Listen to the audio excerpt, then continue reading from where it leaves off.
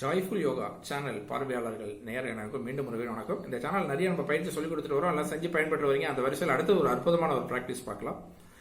அந்த brain cells எல்லாம் நல்லா ஆக்டிவேட் ஆகிறதுக்கும், நல்ல அந்த மைக்ரேன், அந்த ஒத்த தலைவலி இதெல்லாம் நல்லா சரி பண்றதுக்கும், ரொம்ப ரொம்ப அற்புதமா மூளையை இயங்க வைக்கிறதுக்கும் ரொம்ப சிறப்பான ஒரு ப்ராக்டிஸ் பார்க்கலாம். ரொம்ப ரொம்ப அற்புதமான ப்ராக்டிஸ்.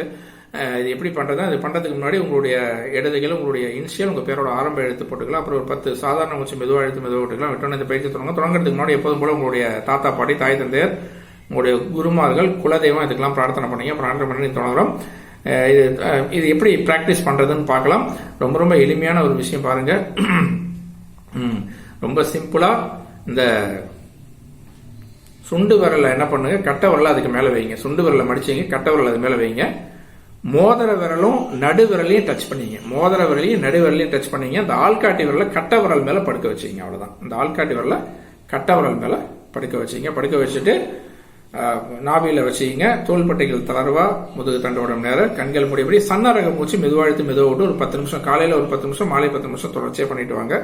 இதை ரெகுலரா ரொம்ப எளிமையா, நிதானமா, பொறுமையா, அழகா பண்ணும்போது கண்டிப்பா இந்த ஹெவியா இருக்கக்கூடிய அந்த தலையெல்லாம் ஹெவியா இருக்குன்னு சொல்லுவாங்க, தலை பாரம் இருக்காது. பிரெயின் செல்ஸ் நல்லா ஆக்டிவேட் ஆகும். மூளைக்கு நல்ல பிராணசக்தி செலுத்தப்படும். மைக்ரேன், ஒத்த தலைவலி, இந்த ப்ராப்ளத்தெல்லாம் கம்ப்ளீட்டா சால்வ் பண்ணிக்கலாம். ஸோ தொடர்ந்து பண்ணுங்க. உடலை ஆரோக்கியமாக வைத்துக் கொள்ளுங்க. நன்றி.